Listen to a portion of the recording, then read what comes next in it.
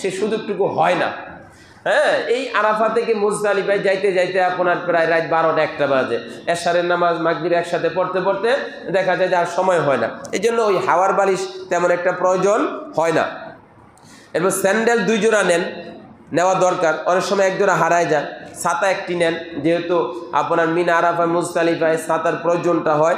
আর ছাতাটা এই জন্য অনেক সময় হোটেল থেকে বাইতুল্লাহ আসতে, হোটেল থেকে রাসূলের রওজা মসজিদে নববীতে আসতো কি অনেক সময় প্রচণ্ড গরম পড়ে।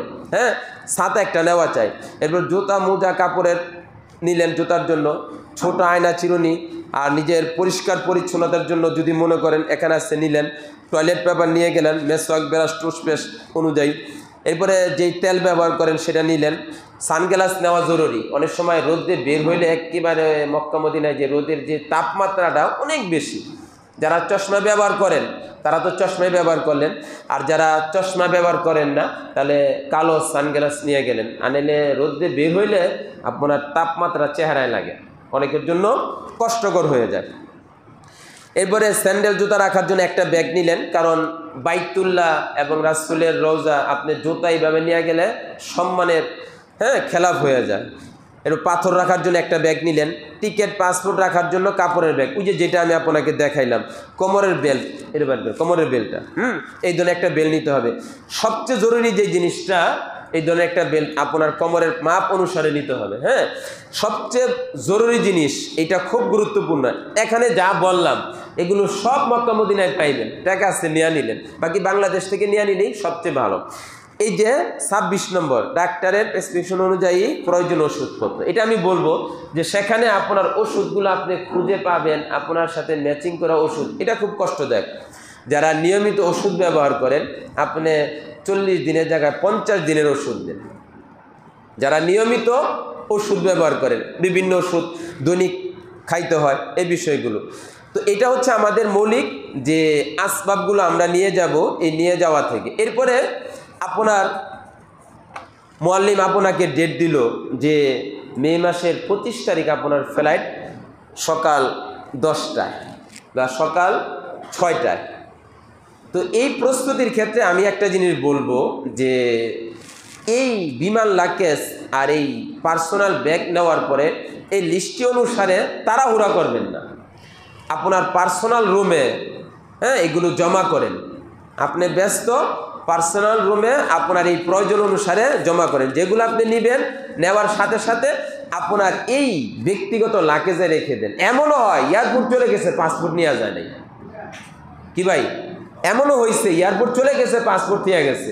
তাহলে পাসপোর্ট যদি থুয়া যান তাহলে তো সর্বনাশ, পেরেশানি। পাসপোর্ট ছাড়া তো আপনাকে যাইতেই দিবে না। টিকিট ভিসা এটা অনলাইনে থাকে, পরের বিষয়। তারপরও টিকিট ভিসার ফটোকপি সাথে রাখা, কারণ দেখাইলে সহজ হয়। আর বর্তমান তো টিকারই নাই, আর বাকি যেগুলো আছে এগুলো আপনার সাথে আপনার মুআল্লিম আপনাকে দিয়ে দিবে। কি, পাসপোর্ট, টিকিট, ভিসা, এটা সর্বদা আপনার এই ছোট ব্যাগের মধ্যে রাখা। এই জন্য যে সমস্ত জিনিসগুলো আমি নিয়ে যাব এগুলো যেন আমার আগ থেকেই প্রস্তুতি হয়ে যায়। এখন ধরেন আপনার মুআল্লিম আপনাকে বলল 25 মে সকাল 6টায় ফ্লাইট, কমপক্ষে আপনি রাত 12টা-1টার মধ্যে হাজি ক্যাম্পে চলে যান। বহু মানুষ আন্তর্জাতিক ফ্লাইটগুলো মিস করে, ওই যে যাচ্ছে যাই, মানে যেটাকে বলে আমরা জমিদারি স্টাইল। এই সম্মিলিত হজের ক্ষেত্রে আপনার ব্যক্তিগত মেজাজ নেচারকে পরিহার করেন। যদি আপনি একা কোথাও সফর করেন, ইউরোপ, আমেরিকা, অনবরত করেন, সেটা ভিন্ন বিষয়। আপনার একটা আইডিয়া আছে, আমি 2 ঘন্টা আগে গেলেও চলবে। এটা সম্মিলিত বিষয়। হজ ক্যাম্পে অনেক জিনিস প্রসেসিংয়ের মতো থাকে। আপনি যাচ্ছেন 2 জন 4 জন, আপনার হাজিদের সাথে পরিচয় হওয়া, মুআল্লিমের সাথে পরিচয় হওয়া, আস্তে আস্তে সামনে বাড়েন। আপনি কেন 3 ঘন্টা আগে যাবেন? এই জন্য যাদের আন্তর্জাতিক ফ্লাইট, সাধারণত আমরা বলে থাকি 5 থেকে 6 ঘন্টা আগে যদি আপনাকে আপনার মুআল্লিম বলে বিমানবন্দর, সেখানে যাইবেন। আর যদি বলে হজ ক্যাম্প আশকোনা, বিমানবন্দরের পূর্ব দিকে রাস্তার পাশে যেটা, ওখানে যাবেন আর কি। এই জন্য আপনার যেই সামানাগুলো এগুলো আগ থেকে আপনি কি করেন, নিয়ে নেন। এরপরে যথাসময়ে আপনি 6 ঘন্টা আগে সেখানে পৌঁছেন। এই জন্য যারা আন্তর্জাতিক বিমানে আমরা সফর করছি মোটামুটিভাবে আমাদের সেগুলো জানাশোনা আছে, টাইম মতো মুআল্লিম থাকবে, গাইড করবে, সব করবে। সর্বোচ্চ হজ উমরার ক্ষেত্রে এখন আগেও মদিনায় ফ্লাইট হয়, আগে মক্কায় হয়। এটা আপনি আপনার মুআল্লিম থেকে জানেন যে আগে আপনি মদিনায় যাচ্ছেন না মক্কায় যাচ্ছেন, এই জিনিসটা ক্লিয়ার হইতে হবে। যদি আপনি আগে মদিনায় যান, হজের আগে মদিনায় যেতে পারেন, হজের পরও যাইতে পারেন। আপনি আপনার মুআল্লিম থেকে ক্লিয়ার হন যে আমার ফ্লাইট কবে, আগে মদিনায় যাচ্ছি না আগে মক্কায় যাচ্ছি। যদি আগে মদিনায় যান হজ উমরার ক্ষেত্রে, তাহলে ইহরাম পরার কোনো প্রয়োজন নাই হজ উমরার ক্ষেত্রে। আর যদি আপনার ফ্লাইট আগে মক্কা হয়, তাহলে শতভাগ আপনাকে কি করতে হবে, বাংলাদেশ বিমানবন্দর থেকেই, বাসা থেকেই হজের কি করতে হবে, হ্যাঁ, ইহরামের কাপড় পরতে হবে। আপনি নিয়ত জেদ্দা নামার 1 ঘন্টা আগে করলেন, আর হজের নিয়ত করে যখন ইহরাম করবেন তখন আপনার হজের নিষিদ্ধ যেই জিনিসগুলো আছে সেগুলো পরিহার করতে হবে। এখন ধরেন বিমানবন্দরে যাওয়ার পরে যেই প্রসেসিংগুলো আছে সব করবেন। যদি মাল বুকিং দিতে হয় বুকিং দিলেন, এরপরে ধাপ বাই ধাপ আস্তে আস্তে বিমানে ওঠার জন্য অগ্রসর হইলেন। আপনার যদি ফ্লাইট সকাল 6টায় হয়, আপনি 1-1.5 ঘন্টা আগে বিমানবন্দরে যে জরুরতখানা আছে সেখানে আপনি জরুরত ভালো মতো সারা। এই জন্য বলা চেষ্টা করা যে বিমানের মধ্যে যেন আমার হাজত আমাকে চাপ না দেয়, অভ্যাসের দাস। আপনি যদি অভ্যস্ত হন তাহলে বিমানে জরুরত সারার প্রয়োজন হয় না। আর বিমানের জরুরত সারাটা একেবারেই যার না সারল নেই, কারণ বিমানে যে আপনি জরুরত সারবেন একেবারে আপনার বাসার মতো হাই কমোড এমন প্রশস্ত জায়গা না, মনে কবরের মতো একটা জায়গা, লড়াচড়াও জানে এমন একটা অবস্থা। এই জন্য আপনার ফ্লাইট যদি হয় সকাল 6টা, 1.5 ঘন্টা আগে তাড়াহুড়া করার দরকার নেই।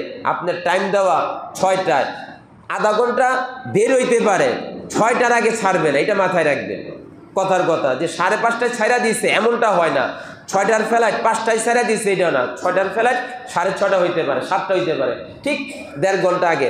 আপনি ইমিগ্রেশনের পরে ভিতরে ঢোকার, বিমানে ওঠার আগে লম্বা জায়গা আছে, এটাকে বলা হয় আপনার দক্ষিণ পাশে লম্বা জায়গা আছে, ভালো মতো জোরস সারেন, অজু বানান, এরপরে বিমানে ওঠেন। এরপরে যদি ইহরাম অবস্থায় থাকতে কষ্ট হয়, আপনি মুআল্লিমের সাথে আলোচনা কইরা নিয়ত করেন না, ইহরামের কাপড় পরেন। আমি বলবো ইহরাম শুধু ইহরামের কাপড় পরার নাম নয়, শুধু তালবিয়া পরার নাম নয়, শুধু নিয়তের নাম নয়, এই 3টার সমষ্টির নাম হইল মুহরিম। ইহরাম অবস্থাকে বোঝায়। এই জন্য ইহরামের কাপড় পরলেই কি আপনি মুহরিম হচ্ছেন না। এই জন্য আপনি যদি কষ্ট হয়ে যায়, জেদ্দা নামার আগে কি করেন, আপনি নিয়ত করেন, কি করেন, জেদ্দায় নামার আগে নিয়ত করেন। এরপরে ধরেন আপনি জেদ্দায় নামতেছেন, জেদ্দায় নামার পরে আপনার গ্রুপ লিডার যারা আছে তাদের সাথে চলেন, তাদের সাথে থাকেন, তাদের সাথে সব কিছু বোঝেন, এবং আপনার মাল যদি ওখান থেকে নিতে হয় মাল আপনি সেগুলো নেন। নেওয়ার পরে বা জামাতের সাথে বের হইয়া সবার সাথে সম্মিলিতভাবে চলেন। এরপরে যে জিনিসটা আমরা মক্কায় পৌঁছার পরে কিংবা মদিনায় পৌঁছার পরে দেখেন, মক্কা মদিনায় কেউ হারানোর কোনো কিছু নাই। অনেক সময় মাথায় কাজ করে যে হারায় যাব কিনা, আসলেই হারানোর কোনো কিছু নাই। তবে এই জিনিসটা মাথায় ভালো মতো রাখা যে মক্কা মদিনায় যাওয়ার পরে আপনি যেই হোটেলে উঠতেছেন, খেয়াল করা ওই হোটেলের যে কার্ড আছে একটা কার্ড নিয়ে নেওয়া সবচেয়ে নিরাপদ। হারানোর কোনো কিছু নাই। এরপর একটা কার্ড নিলে কি হবে, রাস্তা ভুলে গেছেন এমন হয় অনেক সময়। নতুন যারা একেবারে আবেগ বাইতুল্লাহ চলে গেছে, মুআল্লিমের নাম্বারও নেয় নেই, কারো নাম্বার নেয় নেয়, এখন তার হোটেল চিনতেছে না, কার্ডও নাই, এবং গিয়েই আপনি যে সিম চালু করবেন তাও সম্ভব না। কথা বুঝে আসছে? এই জন্য হোটেলের কার্ডটা আপনি নিয়ে নেন, নিলে ফায়দা কি হবে, জামাত ছাড়া হয়ে গেছেন, মুআল্লিম পাইতেছেন না। মক্কা মদিনার প্রায় সব জায়গায় বাঙালি আছে, একটু কার্ডটা দেখেন আপনাকে পৌঁছাই দিবে, কিংবা আপনি নিজেও পৌঁছতে পারবেন। আর হজের সময় বিশেষ করে ভারত পাকিস্তানের সরকার, বাংলাদেশ সরকার অনেক লোক সেখানে রাখে, আপনি সেখানে দেওয়া আছে, বাংলাদেশ মানে তারা বাংলাদেশের সেবক, আপনি বুঝতে পারবেন দেখলে। তো এদের সাথে আলোচনা করে আপনার যে কোনো প্রয়োজন তারা আপনাকে দেখাই দিবে। এর জন্য পুরা হজের সফরে আবেগ যেন কাজ না করে, আবেগ যেন আপনার মধ্যে কাজ না করে, সেটা আপনাকে সর্বদা মাথায় রাখতে হবে। এবং আপনার আমির হচ্ছে আপনার হজ কাফেলার আমির, সুতরাং তারে সবসময় ফলো করা। উনি কখন কি আদেশ করতেছেন, কখন কি নির্দেশ দিচ্ছেন, এই আদেশ আর নির্দেশটাকে পরিপূর্ণ কি করা, ফলো করা। যদি আমি পরিপূর্ণ ফলো করি তাহলে আমার জন্য কি হবে, সহজ হবে। এজন্য মক্কায় পৌঁছি আর মদিনায় পৌঁছার পরে আমার হোটেলের কার্ডগুলো নেওয়া। এখন মক্কায় গেছেন, তাড়াহুড়া কইরা আমির সাহেবকে বলতেছেন যে এখনই বাইতুল্লাহ যাব। আপনাকে একটু মাথায় রাখতে হবে যে আপনার সফরে মুরব্বী আছে, বয়স্ক লোক আছে। আমির সাহেব যদি বলেন যে আমরা 2 ঘন্টা পরে বেরোবো, মাগরিবের পরে তো তওয়াফ করতে যাওয়া সম্ভবই না, এখানে কথা আসবে। এই জন্য আপনার আমির আপনাকে যখন বলবেন যে আমরা কখন উমরায় যাব করতে, তখন সেইভাবেও উমরার জন্য প্রস্তুতি গ্রহণ করতে হবে।